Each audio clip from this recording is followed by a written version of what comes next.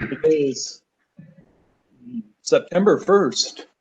We have Andy Wahl from Zehnder on here, and Zehnder is an HRV for fresh air. And take it away, Andy. Hey, John. Thank you very much, sir. Thanks for inviting me to do this. We're going to keep this hopefully a little informal. Please ask questions along the way. I'm a little new to the online stuff. I do quite a few trainings in person, so bear with me a little bit because of this is a little new adventure for me, but we'll work through it. So Zehnder, most of you probably heard of Zehnder. They're a corporation out of Europe. I've been with them about 4.5 years now, although I've been in the building science industry since 1980. At the end of 1980, actually, I read my first book on solar energy and been excessively addicted since then. Probably belong to one of those AA clubs of some kind. So Zehnder is something I'm familiar with years ago near where I used to live. Zehnder actually has one of the largest restaurants in the world. Now, I don't know if this is the same family. I'm assuming it might be. This restaurant seats 1,500 people. So they've been in business a long time in Frankenmuth, Michigan, for anybody that knows where that is. So Zehnder themselves, the Zehnder that does the ventilation, they've got a little bit of history to them, starting back in about 1889. They sold motorcycles. I'm sorry, not motorcycles, bicycles originally. And then they got into some tool grinding machines. Apparently, they didn't do well because of they were high end and they couldn't compete in the market. So they changed what they were doing in 1923. This is actually a 1923 motorcycle that Zehnder developed, and looks like about 7 or 8 years they were very famous in Switzerland for their motorcycle. Then they got into steel radiators in the 1930s, and they've been in steel radiators actually ever since. In the 1980s, they got into doing a towel radiator, which they still sell today through another part of their corporation. They started ventilation in about 2001, 2002. And then to present, they're still doing all of these. They do the radiators. They do a commercial, actually, which is not on here. They do a commercial ventilation system in warehouses, large fan, big filters to just turn the air in the building. They're doing quite well with. Their HRV and ERV market is pretty much worldwide now.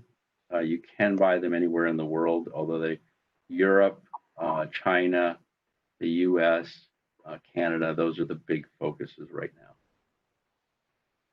So HRV versus ERV. I'm assuming most of you know the difference, but if not, HRV is a heat recovery ventilator.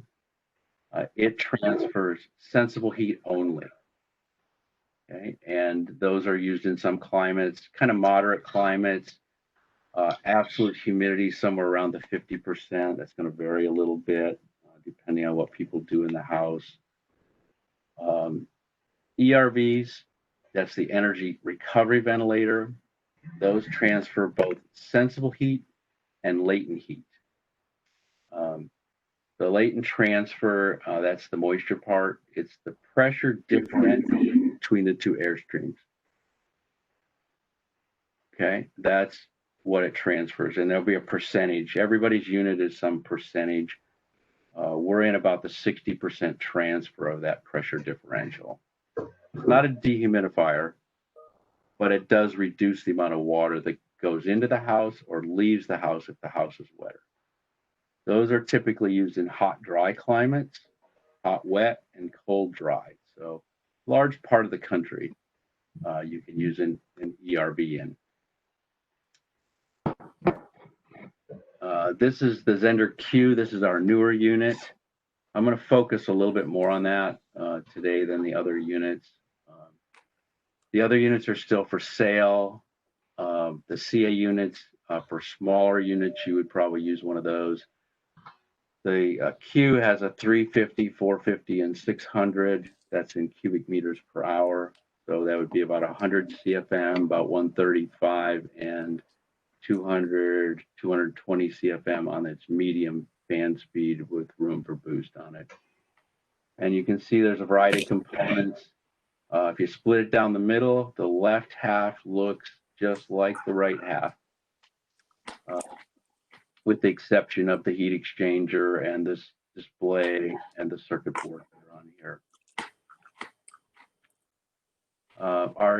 Our units do no recirculation, which I guess that's good for us because COVID, a lot of COVID stuff is now saying we need to ventilate but don't recirculate. So none of our units recirculate. If they go into defrost mode, they either on balance or electric heater internally to handle that. We have a counterflow heat exchanger. Unlike a lot of companies, the counterflow is actually more efficient than a cross flow. ECM motors. Our new unit is self-balancing the air streams. So as the wind changes outside, people turn on exhaust fans. It is always trying to balance those two air streams. It has a summer and winter full or partial bypass that all works on its own. They actually look at a 5-day running average of the temperature, and that determines whether the bypass is on or not. So certain times of the year, you won't need the heat exchange. We're ventilating anyway. So let's utilize the outside air. If it's warmer in the winter, if it warm the house, let's use it. If it's cooler in the summer, let's use that. Some of us in the country, like where I live, we dip 30 degrees plus at night. So on a 90-degree day, we can be 60 or less at night. So we can be in the bypass mode. Can you go back to how are you cooling and heating? How are we cooling and heating? We don't actually cool and heat like a furnace, if that's what you're asking, John. There's a heat exchanger internally, right? This heat exchanger. So my outgoing air, let's take winter time. So my outgoing air would be warm because I've heated it, goes through the heat exchanger. My incoming air is cold, so it warms up from the outgoing airstream. We don't actually heat the air. I shouldn't say that. When it goes into frost mode, protecting the heat exchanger, there is an internal heater that will kick on to warm the incoming air so it won't freeze the core. Understand what you're referring to? Yeah. We also have a geothermal add-on that some people use. Usually they don't because of the expense of it, because by the time you get a loop in the ground and add the box on, you could be into a big chunk of money. But if you do the geothermal add-on, then you don't need the internal heat. Okay. We have an internet connection now for iPhone, Android, and tablets. Someday they'll have the app for the phone, for a computer, but right now we don't have that. But for the phones and the tablets, we do. We'd use a mass flow calculation on both air streams. So when air changes temperature, it has a different mass. So they're accounting for that. So the heat exchanger stays at a more consistent efficiency year round, which is new to our units. And I think one or two other companies are doing that now, but in general, companies don't do that. And we have some internal sensors, and you can hook external sensors on for controlling the unit. There's the left and right. In our older units, you had to order left or right. In the Q series, you just have to hook it up right. Hook the outside to the outside. Oh, I'm sorry, the inside to the inside, the outside to the right side of this, and the left unit, and we commission it that way. So depending on how it gets hooked up, and there's a diagram right on the top of it that shows the installer how to hook it. And then when we commission it left or right. Some efficiencies. These actually come right off our website, so you can look these up. So you end up with, these are CFM ratings. 59 is pretty low, but we do use that on some houses, even though the 350s, I design up to about 100 CFM. But some people want the Q, and it'll do that kind of flow rate. That's in the 90s efficiency, and you see as flow goes up, you lose a little bit. Okay, the supply is a little different than the extracted because of there's some fan watt draw in there. So the average, these are really high averages. The ERV is a little lower because the heat exchanger doesn't do as much sensible, but you gain in the latent. So when you add up the latent with the sensible, you can actually get as good or better efficiencies as an HRV. All our Q units are PHI certified, and I know I'm talking to a FIAS group, so I don't know if you need that, but FIAS doesn't have any certs. So if you needed a PHI cert, you can get those right off our website, all the Q units. And a few of our CAs are, but not all of them. We have a remote control a control panel for the consumer that can be placed. It's a hardwire wherever in their house. The display on all the Qs has a control unit there that can be commissioned. The user can turn the speed up and down. You can do everything on the unit itself, but not on the remote. The app for the iPhone and Android, everything can be done on the unit. We can commission it. There's a code the client can give us. We can remotely access the unit to see if somebody changed a setting or if something needs to be changed or if there's an error. There's a bathroom boost function. We have internal sensors, relative humidity, temperature, and pressure now. And that's how they can figure out the mass flow and do the self-balancing.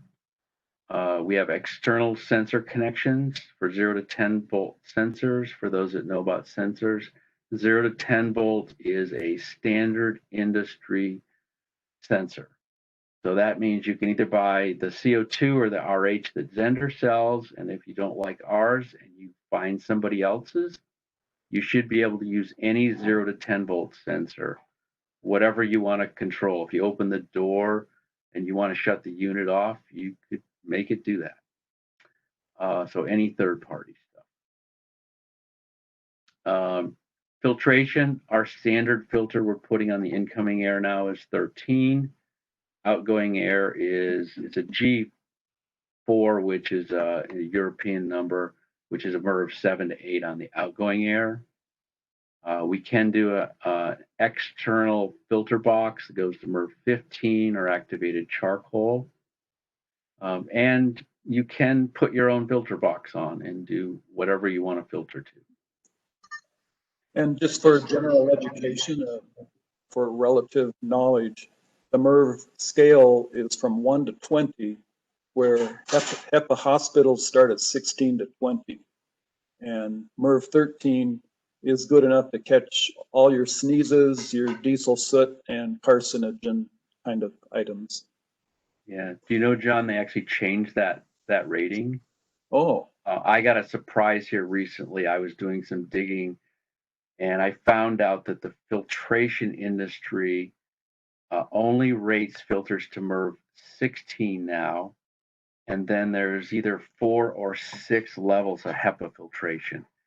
So all of us that talk about filtration haven't caught up to this yet, but that's something that happened, I want to say, in the last about 2 years. So then all the newer stuff you'll see out there just goes to MERV 16, and then they go to HEPA. Means kind of the same thing. It's just they decided to take HEPA out of the MERV rating.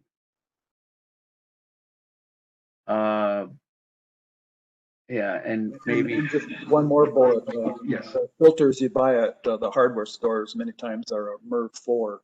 So they right, the fiberglass filters, yeah, they're pretty poor. We see a lot in the big box stores, Ace Hardware, Lowe's, Home Depot, we're seeing a lot of the stuff like Filtrete. We're seeing less and less of that MERV 4 or less filter. Some of the stores don't even handle them anymore because everybody wants the high efficiency, which actually causes massive problems in static pressure, poor airflow in units, noise problems, because they weren't designed around that MERV 10, 12, 13, or whatever people want to put in today. Designing. How do you want to design your unit? There's lots of recipes out there. ASHRAE is one that a lot of people look to, as well as FIAS and PHI have their own. 6289 is what I kind of grew up with. The 89 gives you a little hint of when that happened. 0.35 air changes per hour, 15 CFM per person, whichever was greater. And that is pretty much obsolete now. A lot of people still talk about it because that's what we had for years. But ASHRAE went to a 62.2 2010, 13, 16, and now they have a 19, and soon they will have the next one coming out. Every 3 years they put a new version out. I don't know what 22 is going to look like. 62.2 2010 is what California used for a long time. The CFM equals the 0.01 times the square foot of conditioned plus 7.5 CFM times the bedrooms plus 1. And then bathrooms, that's the whole house. So bathrooms, we do 20 CFM 24/7 or 50 CFM on a manual switch. California changed, I think in 2016, that this manual switch no longer worked. It had to be on a humidistat, but most of the country's not doing that. Kitchens, 100 CFM on a switch or 5 air changes per hour. And this always bothered me because I don't know where the kitchen stops anymore with great rooms. So they fixed that. It was either 2016 or 19. They fixed that 5 ACH is for confined kitchens. Those are kitchens that have a doorway that separate them from, there's no great room anymore. So they made that little change. The other change that they made in 13, 16, and 19 is this value right here. They changed it to 0.03. So this probably ups your ventilation on a house 60 to 80% over what this one was. And that depends on how many bedrooms, square footage, et cetera. It varies on that. Okay. And then we have the PHI, FIAS, Energy Star. There's a green build thing out here. And there's clients that insist they want certain values. And then who knows what else is out there. So when I design to what I'm going to show you coming up, unless it's one of these. If it's one of these, then the passive house consultant has to give me the numbers. I am not a passive house consultant, although I fairly well understand it, what they do, but I don't know all the details. So I need those. If you're a passive house certified and you need certain numbers, I would need them from you in order to, or whoever's requesting, to get the right values. So what do? This is what Zehnder does, is we look at the rooms. What are they? What's the occupancy? If we can get that from people, if we have contact with the right people. Lots of times I deal with contractors. I don't deal with clients. My housing stock is unusual. My largest house so far has been 34,000 square feet. I think my smallest has been 300, but I get lots of 4,000, 5,000 is probably a kind of a small house for me, usually upwards to 10 or 12,000 lots of times. So I don't usually get to deal with the owner. So all I can go by is what the architect or the contractor, whoever my contact is. We start with the return side, and in the US, return is usually dominating because we seem to want a bathroom for every bedroom and powder rooms on top of that in the house. I've done houses with like 3 or 4 bedrooms and 8 bathrooms in it. It's just crazy. So that drives up the return number really high because of 20 minimal to meet code. And then we balance out the supply depending on what we end up on return. And this is almost always the dominant. I would say 49 times out of 50, it's the return is the high number. And then we balance the supply to meet it.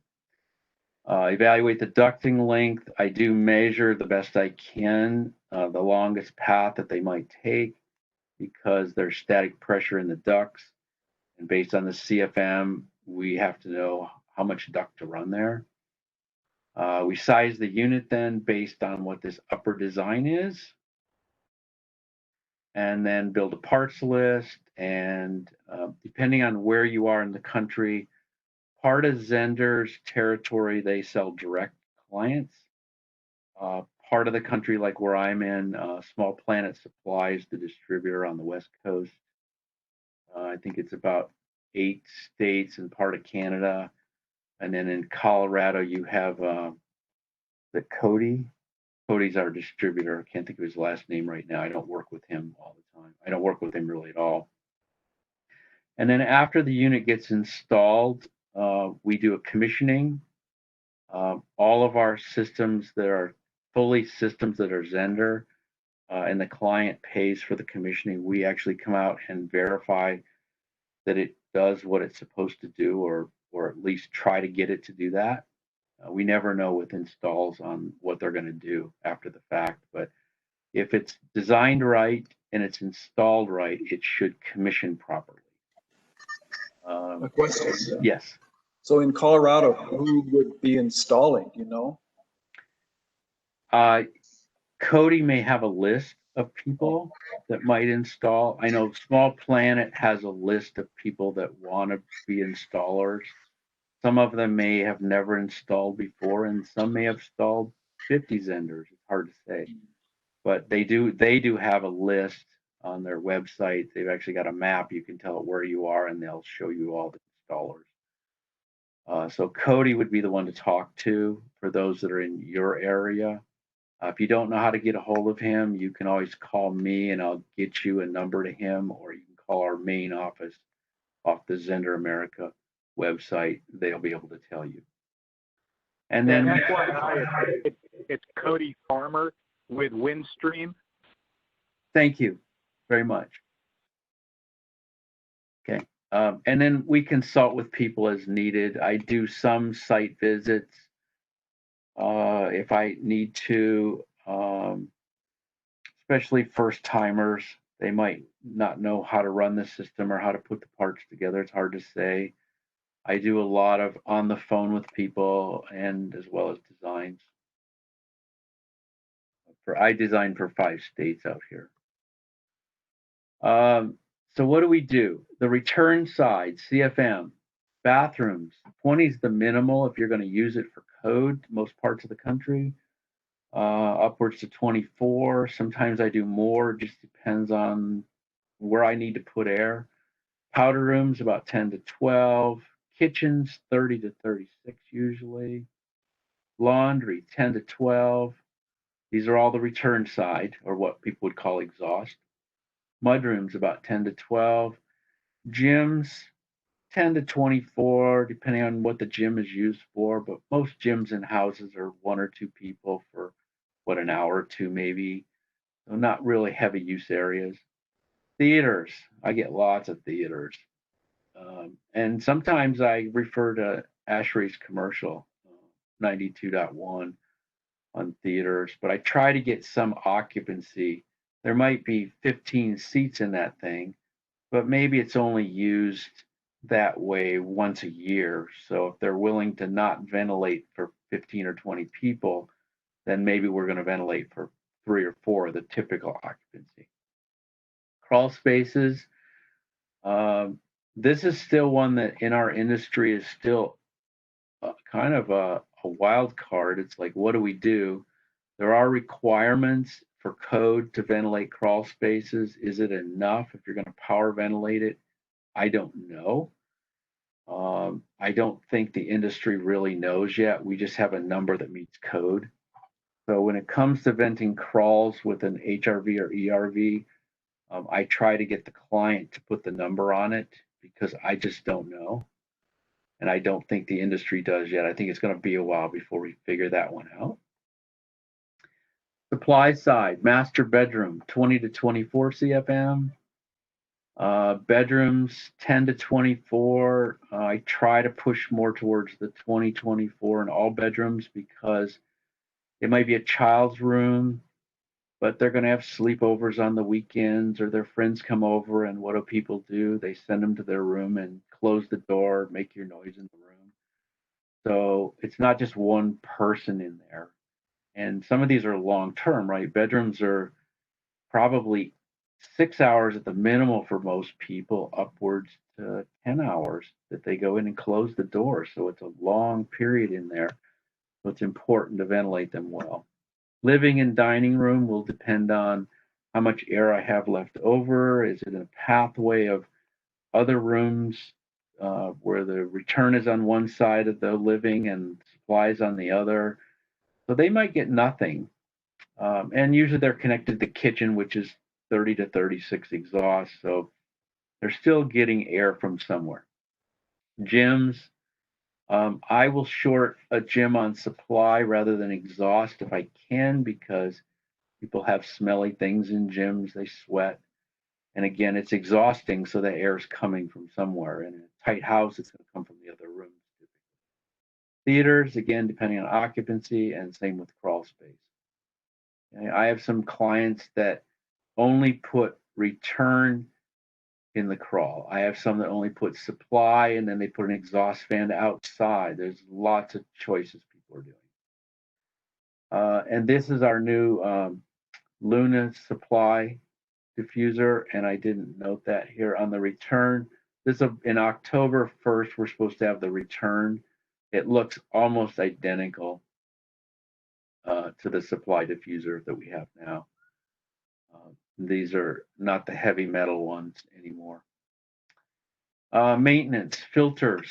This is really, people ask me all the time and they say, well, when do I need to change the filter? And my answer is, depends on what's in the air you're bringing in and how much air you're bringing in. I've seen filters in 1 year that look almost new. And I've seen filters in 3 months that have so much greasy, grimy, black stuff on them that you can't even tell it's a filter anymore because of where people live. A lot of wood burning and pollution. I suggest people the first year or two, they go inspect their filter every month or two, and they will get a sense of where they live, how often they need to clean or replace their filter. And we suggest at least once a year, a new set of filters always. And some people where they live, they're going to be putting 2 or 3 new filters in every year, just because they live in a highly polluted area that has a lot of greasy, not just dusty particles. In dusty, you can get away with vacuuming it a few times, but when it's greasy, you can't. And these are filters that pull out in a drawer fashion? They pull out, yeah, there's covers. What you want to do is turn the unit off. And I will tell you that Zehnder's units do not have an off switch. They've been designed so people cannot turn them off easily, because people do, and then they wonder why they get sick. And in some of the European countries, it's against the law to have a unit with an off switch. We do have on most of our units, all the bigger ones have a fire damper connection that can be used as an off switch with a non-potential couple dollar switch that people can put on it, so they can shut it off. But normally they're going to pull the plug, take the cover off of the filter slot, which is just a clip, or pull it out, and then you pull the filter out and clean it up or put a new one in place, put it back in and turn it back on. So it's pretty easy to get to our filters. Heat exchanger, we suggest about every 2 years that be pulled, rinse it out. If you happen to have one of our very old units in an ERV, those cores are paper. That's what the industry did at the time. And if you wash a paper filter, you will buy a new one. They are not washable. I would say at least about 6 years ago, at least, we went to a plastic type membrane. Those are washable with a mild soap, nothing nasty. And don't power wash them because they are fragile to some point, but you can rinse them.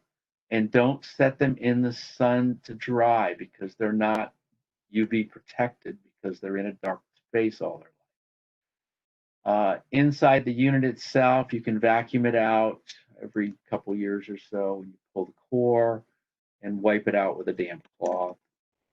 About what you're going to do. Diffusers in the rooms, you're just going to vacuum them. You can wipe them down with a damp cloth. Be careful not to change the settings. Our two new units that do diffusers, the Lunas, are very difficult for the client to accidentally change them. The older diffusers can be changed accidentally. And if people pull them all off and want to wash them in the laundry tub but don't mark them and put them in the wrong rooms, then they'll have a mess. So be careful of that. Ducting as needed. This is one I get asked a lot. This is a difficult one because you're going to have to find a company that does duct cleaning to do that. As needed, what does that mean? The supply side's going to be filtered with hopefully the MERV 13. In 10 years, you're not likely to have much of anything in the supply side. In the return side, I have a Zehnder that's been in since 2012. My return side is almost like the day we put it in, a little bit in it, but not much, because I have a house that never gets open to the outside world, and I have high filtration in the house, both what comes in as well as what's in the house. And I have a fairly clean house to start with, no pets. And then I've seen houses in 1 year that they open to the outside with a dirty area. And in 1 year, it's just a disaster because of opening the house up. The sound attenuators we have, those can be opened up, and those should be cleaned as needed. That's just like they're part of the ductwork. So that's in that part of it. Sound, all ventilation units have motors and fan blades in them and air that moves, and they will make sound. They should be put in mechanical rooms, but guess what? I get 10,000 square foot houses with no mechanical rooms on the plans, period. No basement, flat roofs. So where do you put it? So they end up putting them in a closet someplace. And as much as they're quiet, not just Zehnder, I get this from other colleagues out there from other companies, that people put them in places they shouldn't, and then they complain about they can hear them. So they need to really go in a mechanical room that's isolated from the quiet rooms. So don't hang this thing on the wall behind the master bed or something. It's a really bad idea. We do sound attenuators in the airflow stream. By the time you leave the sound attenuator, there's not much left. It's usually down around ambient, and then by the time it makes it through the ductwork we use, what comes out the other end, you shouldn't be able to hear it unless you get up on a ladder and put your ear up to it. You shouldn't hear it. So well designed, well installed, you shouldn't hear these units wrong. I might have missed it, but The physics, well, go ahead, Martin. yeah, I might have missed how big these units are. The image didn't give a clue. Yeah, I didn't say. Think of a dishwasher. Okay. The Q units are about the size of a dishwasher. And this is a problem that we have, not just me as a Zehnder employee, but the whole industry I'm finding has this problem that people that design houses or the clients, they don't want to give room for airflow. And whether it be your heating, cooling, or ventilation system, it takes space to move air quietly and without high static, so we can do it with a low fan watt draw.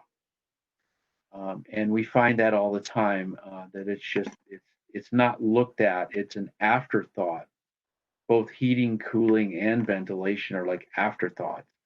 Let the contractor figure out where it's going to go. And I cringe when I see those. Unlike, I will get drawings occasionally, and they're rare, from an architect that gets it, and they put the right size mechanical room. They know how big all the units are. They put drop ceilings in places, pathways to run all the ductwork, and you go, wow, this is going to be an easy install.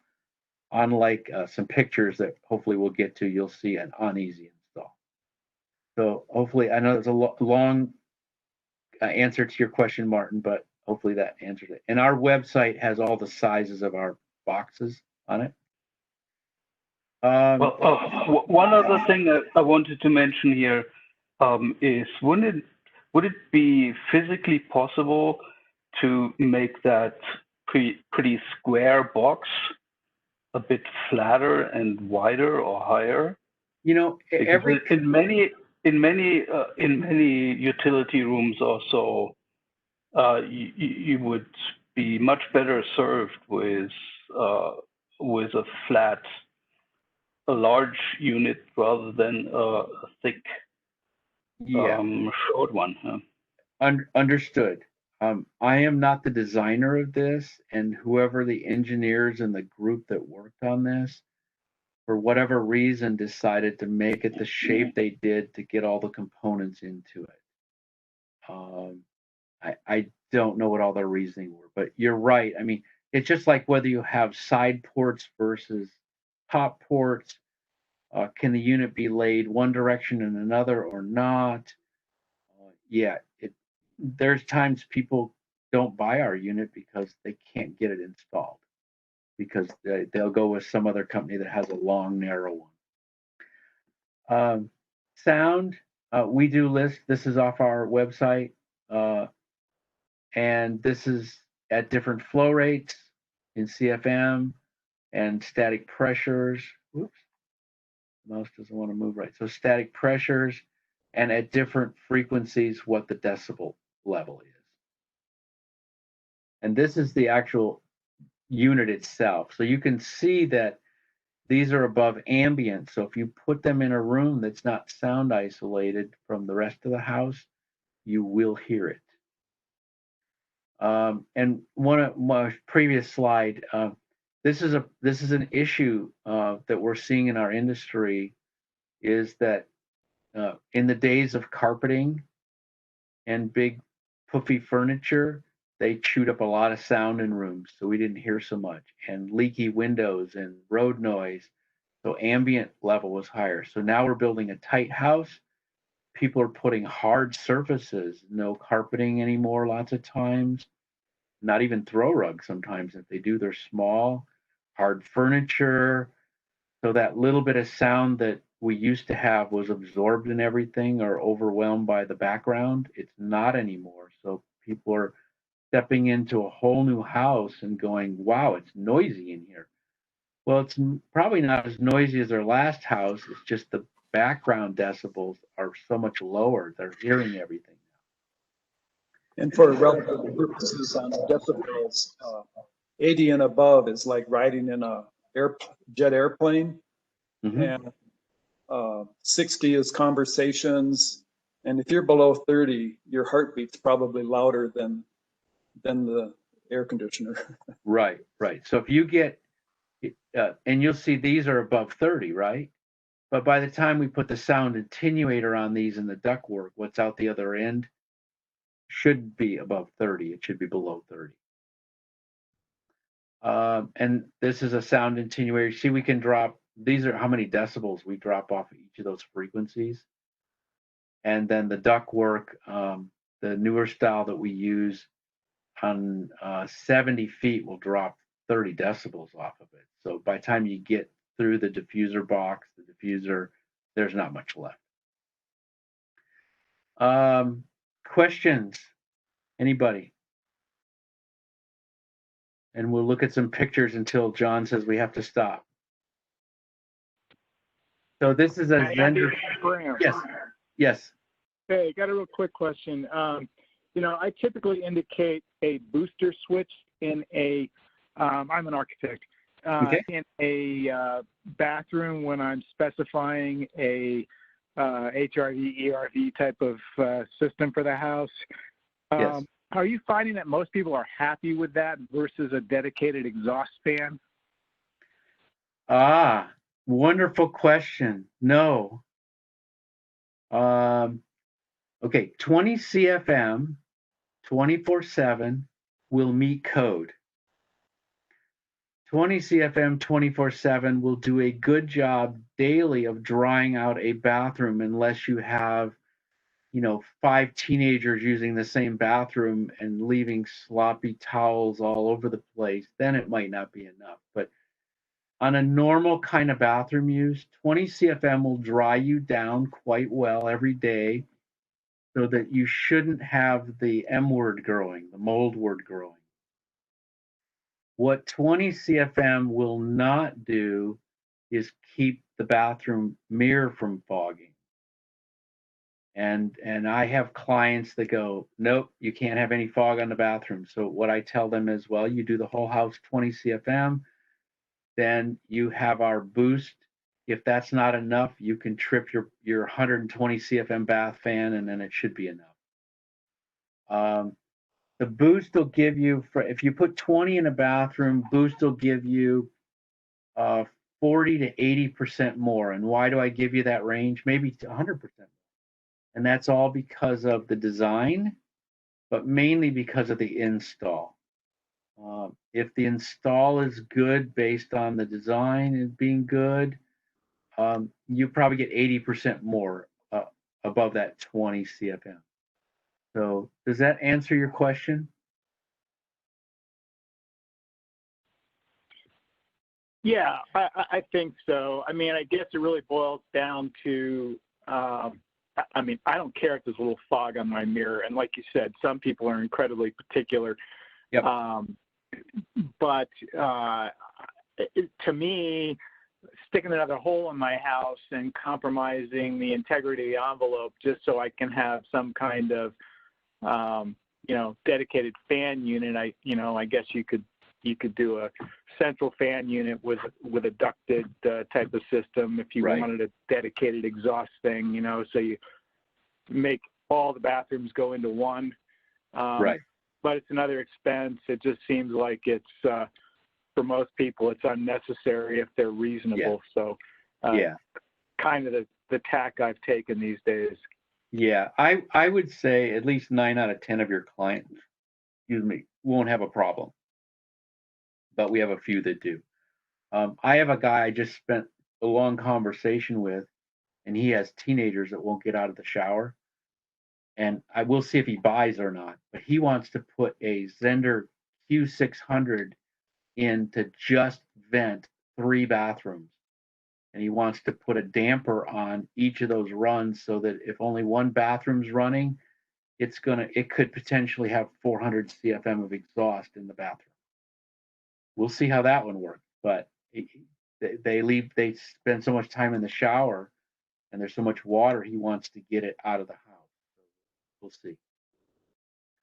If I'm not monopolizing things too much, I did have another question about the crawl space, because the crawl space, the IRC is very specific about if you have a conditioned crawl space, which is more and more what good construction is going towards, obviously, right. That I believe, I don't have the code in front of me, but I believe it's 50 CFM continuous. So I was wondering what the confusion was there in terms of you're not really being comfortable or not knowing exactly what sort of ventilation to provide in that crawl space.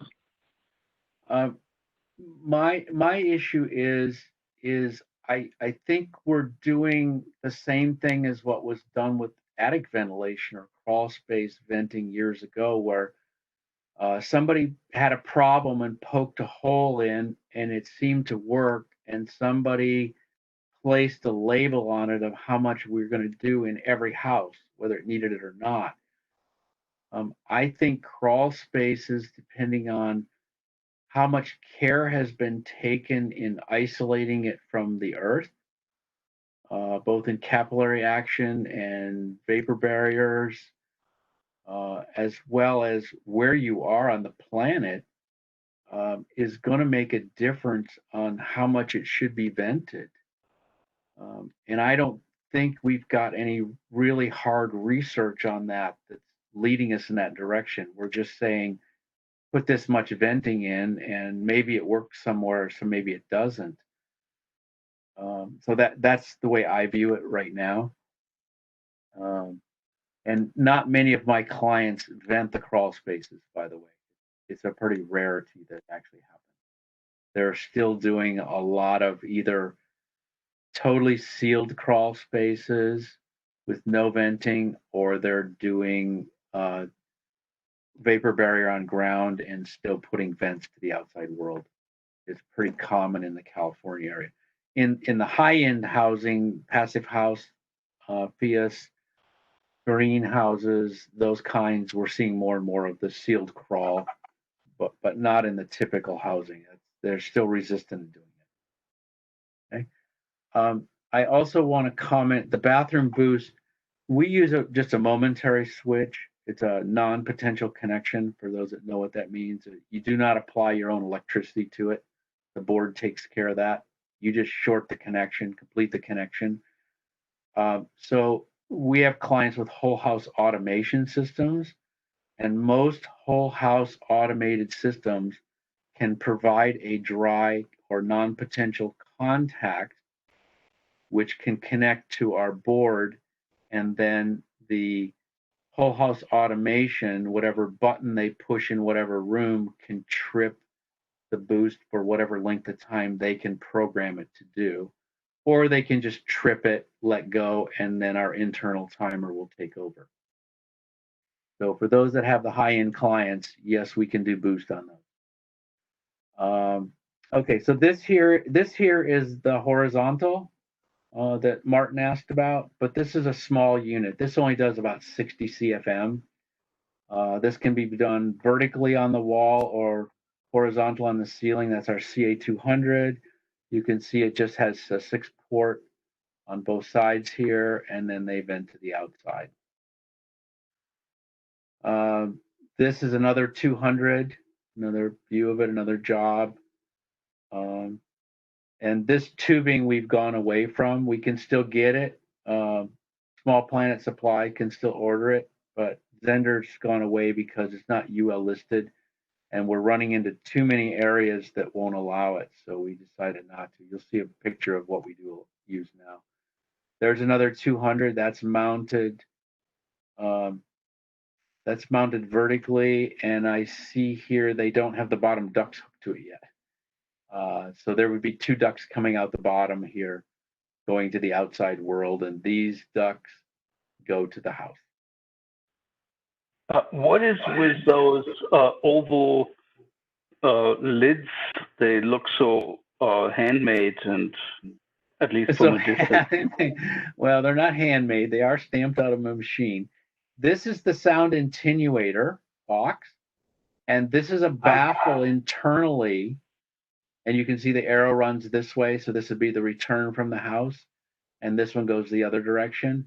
That's all a foamed line box with a thin layer, some micro layer on top of it so the dirt doesn't get into the foam. But the foam is the sound absorber in there. And this all has a foam liner on it. So the air goes around this. So it's a sound absorber or sound attenuator. And these are made to take apart so you can wipe them out someday. Go ahead. That answer your question? Yes, I just muted myself. Okay. This is a CA350. about the size of a Q, a little bit smaller, but not much. And you can see this box here is the geothermal box that's connected to the unit. So this is, you put your own ground loop in. Zehnder used to do an air loop in the ground, but I think they got smart like a lot of people have with ground tubes. They tend to have the potential to grow mold, and then you have a big mess on your hands. So they stopped that. Now it's you put your own ground loop in that's a liquid loop, whatever your choice is, and then you connect it to our heat exchanger. So there's no connection between the earth and your air coming in. Another 350, and you can see this is a 10-port box. We have a 4, 6, 8, 10, and 12-port sound attenuator and manifold system. A lot of the ones I would do with a 350 probably would have 2 of these boxes because of how long the runs are and how much ducting we have to run. Here's an interesting one. Lots of long sweeping corners, lots of tubing. You got to have room for this stuff. When the client goes, you can't drop my ceiling 3 or 4 inches to run ducting in it. You got to figure out where it's going to go. And so those diagonal slits, I think those are the filter handles. Oh, yes. These are the filter handles. So you would unplug the unit. You just pull these off. The filter slides right out. You don't have to dismantle the box to get to the filters.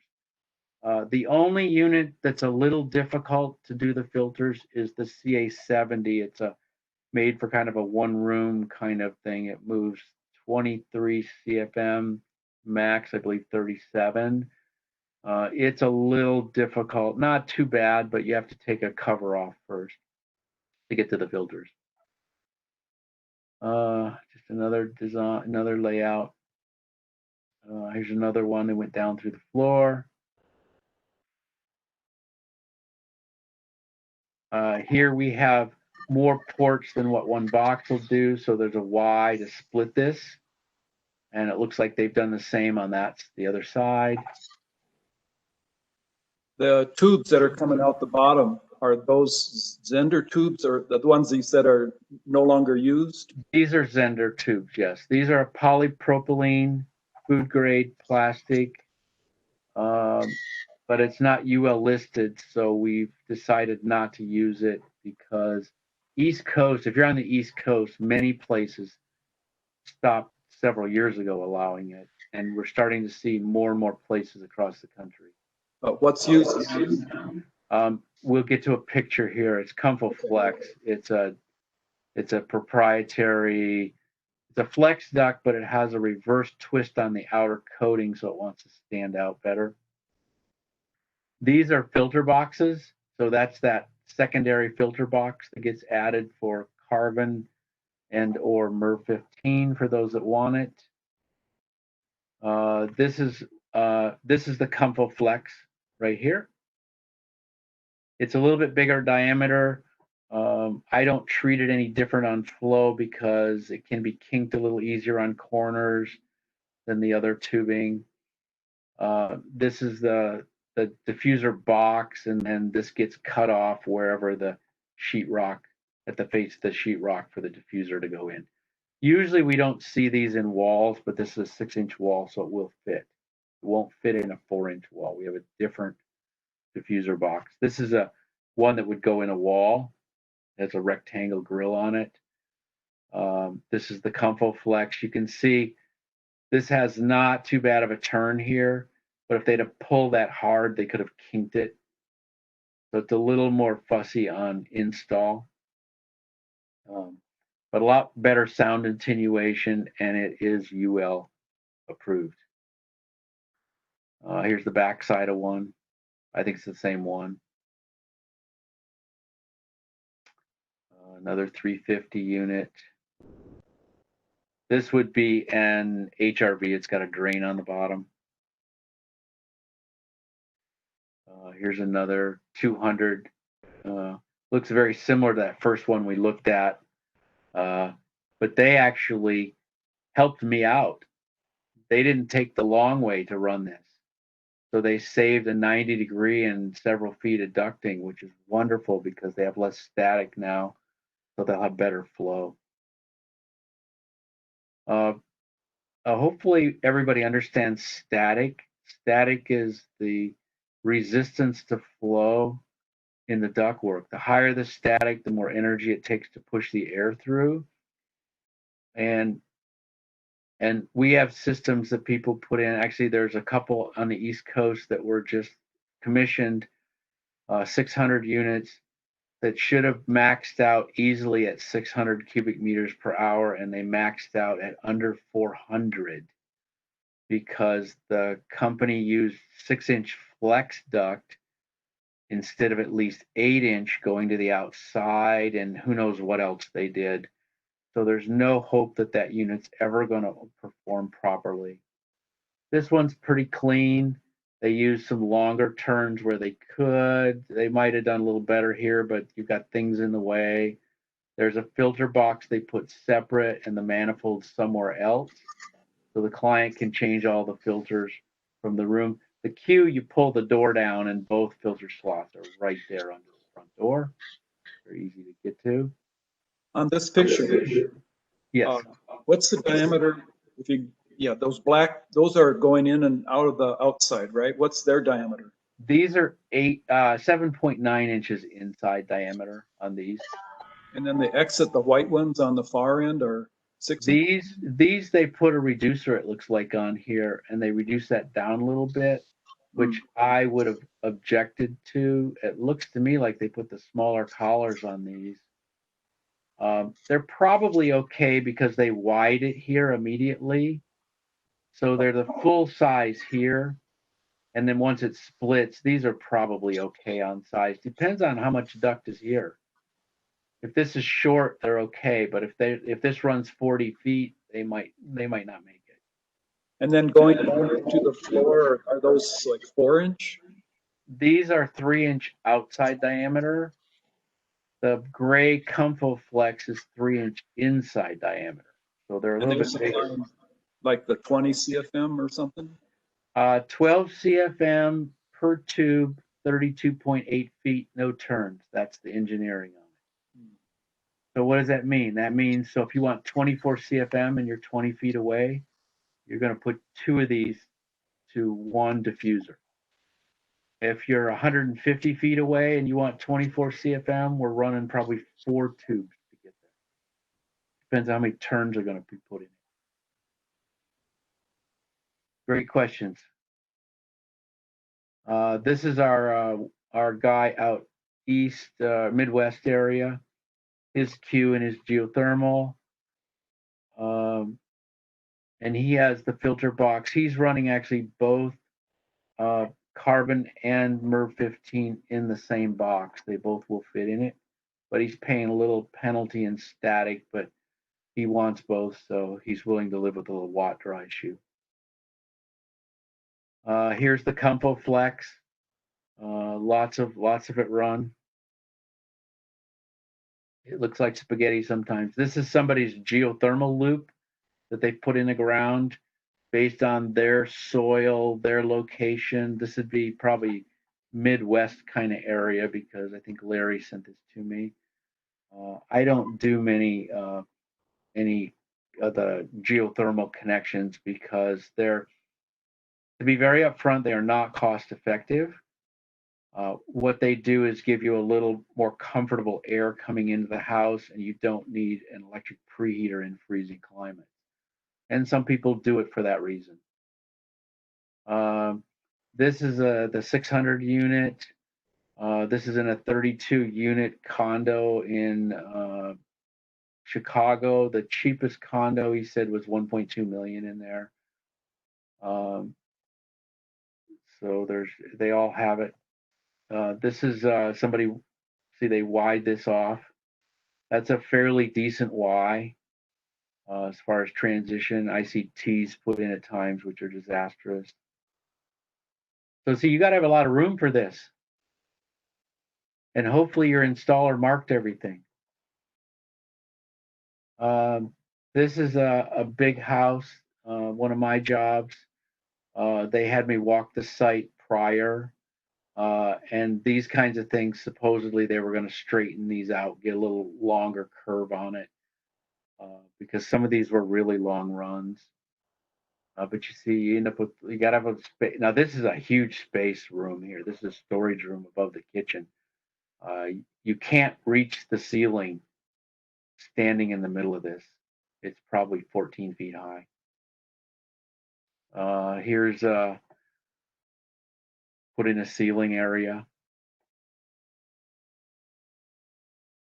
This is all the same house here. So lots of runs. And see, they're going to insulate up here. If you don't insulate the ceiling, you wouldn't be allowed to do this because these are not insulated ducts. They need to be inside. The unit and all the ductwork should be inside the thermal air barrier of the house. And if you don't, then you pay a penalty. Okay. So what is this? This is a house that was questionable if it would work, so I built this. It's not quite to spec as you would build, but it's pretty close. Although the new spec they've changed, ASHRAE's changed their spec on how to build one of these. And it's not certified in a wind tunnel or anything. But this has 2 static pressure probes in it, 1 on each end, and it's 8 feet long. And this is my duct tester. And I hooked on, because the unit's not here, and measured duct leakage. And I measured static pressure at the flow that the unit was to run at, and they were crazy high. The ductwork going to the outside should have been no more than 15 feet with 2 90s, which gives us, with our 90s, gives us probably about 35 feet of straight duct. The equivalent straight duct on this to go outside was over 600 feet, and the ductwork leaked. I think on that one it leaked about 37%. So they had a lot of work to do to fix this little gem. And they did things like this. Do not do this. That's a few extra feet plus elbows. That could be 20 extra feet in there, or 30 extra feet. It's hard to say. Up and over and around and crushed. Don't do these things. Your installers can take the best of a design and it can go astray when they do stuff. This is poor education. Installers just don't understand it. And this house has so much stuff running into it. There's things they just couldn't do. Like, this is, the structure's in the way. And here's a better picture. They had to do all, they didn't have to do this one. They could have went straight across here and taken out probably 10 or 15 feet of static out of that. Here's one, wouldn't fit, so we just shove it in between the electrician's box.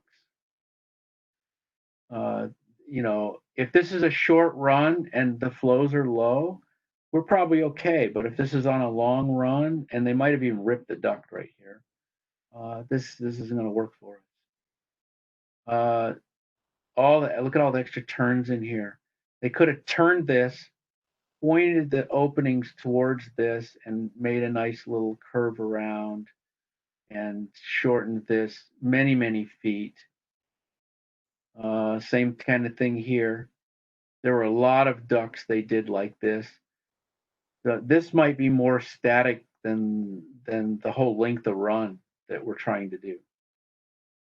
They did a bunch of these because this is the building wasn't designed for this, and the engineer probably said, you can't drill this plate, and you sure can't drill this. This is all structural. You might get away with this and this, but you can't put a 4-inch hole in that. So as a result, these are all going to suffer. These are long runs. This is one of the runs to outside, and they did web floor trusses in the thoughts they'd have lots of room to run stuff, but look at what's in here. And this isn't the worst of what's in this building, but look at all the turns. Every one of these 90s is about 35 feet of straight duct. So there's 1, 2, 3, almost 4, 5, almost 5 90s in this, in about what? 4 feet. So 4 times 35, that's how many lineal feet of static is in this. Another view of it, this is the one that was 600 feet equivalent plus. They went around beams. Probably, a lot of this stuff's probably not going to work. Okay, so this is something that the installers need to learn, and all the people in charge of these jobs need to pay attention, leave room. This is a 10-foot ceiling in this basement. If they'd have given the contractor the option to drop that ceiling 4 inches, all of this could have been run nice and clean in there. This one, they fixed the one on the other side, and they were going to fix this one too. Instead of flipping this around, they added how many feet of static to this? This is a house. This is a, and I realize my tape might not have been stuck good here in my picture. Shame on me, huh? But on the other end of this thing was a part I couldn't even get into to tape, and this is my commissioning. They dumped the air under this built-in both sides. It's dumped in here, and this picture is taping the about 1-inch gap that runs all the way along there. And on the left side that you can see the upright here, back in here, there's no way I could get in and tape any of that. And so I had to build this for my flow hood. And we measured, but the only way I know this system works is I could get to the 2 exterior grills. So we did what we could inside, and then I went to the 2 exterior grills and measured the flow and balanced the system that way. Because most commissioning agents would have just walked on this one. I will commission anything, but I won't guarantee anything because we don't know where the air is going. It could be in the wall cavity somewhere. This one, when we take this cover out, you could see the duct on the other side of this open cavity. So who knows where the air is going? We have a very defined P-trap that's waterless. They decided not to use it, so this is going to leak air all its life from outside. And then how do you put your hood on this thing? This is a grill cut in stone in a house. I wasn't prepared for this, so we just put the hood on it. I didn't have a powered flow hood at that time, so who knows what the measurement is. Stuff like this, when the diffuser goes in and we put our hood on, this is not our duct, it's a elbow that somebody used. So when the diffuser goes in here, we have no idea how much leakage is in here. And that's my picture. Questions? That was excellent. Great examples. Thank you so much. I have a question. What's the smallest unit you would do on a multifamily, or how do you deal with multifamilies? Multifamilies are dealt with in several ways. If they're small efficiency units and they're okay going through the wall, you might put a CA70 in it. The CA60 we have and the 200 are very common for the 1 and 2 bedroom units. We're seeing some companies don't want to do individuals. Our guy out east has done these both ways. He's got a job right now. He just sent everybody just kind of an FYI. This is what's laid out. They're using the Q600 and they're putting like 3 or 4 units as in dwelling units on one ventilation system. So they're splitting it and running trunk lines to each of the units, dwelling units, and then splitting it off into each of the rooms from there. Another option is one big unit on the roof, and this does not work normally unless you take some real precautions. That 32 unit system in Chicago, they used shafts. They ran 11 units into one shaft, and put a powered fan with a static pressure sensor on it. So as our units ramp up and down, the fan on the shaft ramps up and down accordingly.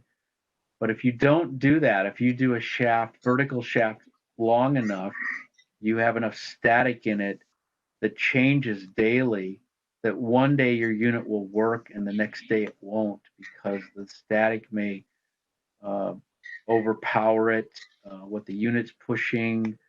You may have exhaust in one unit that turns out being supply. Who knows what you'll end up with? It's a real mess. So going floor by floor and venting it, unless you go into other complicated things, is really what, at least what we're doing. At least now, Zehnder is going to, their commercial unit, their big unit that they sell in Europe is, I believe it's all re-engineered now. There was something they didn't like about it, and they're going to look at selling their new unit in the US so that those that want to do many dwelling units in multifamily on one system, we will have a system somewhere soon that will accommodate that for those that want that choice.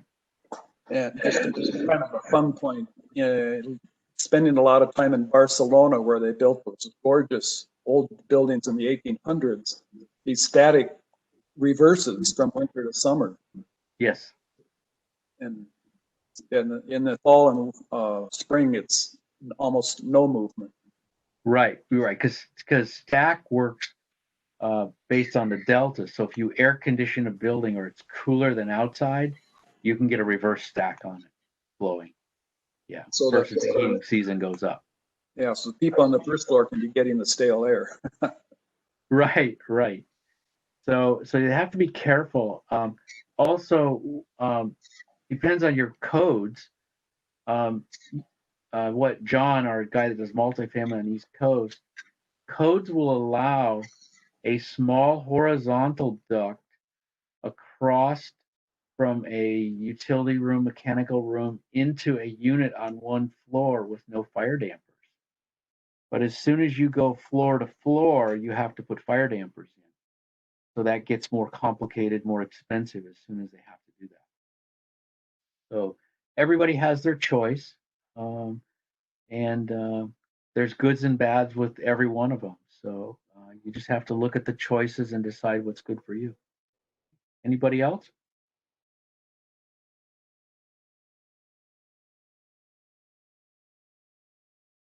Looks like we kept most everybody. Yep. Well, thank you very much. And I will stop recording. And this will be, we try to get these up on the FIAS websites sometime. Okay. All right. Sounds good. Thank you, everybody. I wish you well. Stay safe out there. Thank you. Thank you, Andy. You're welcome.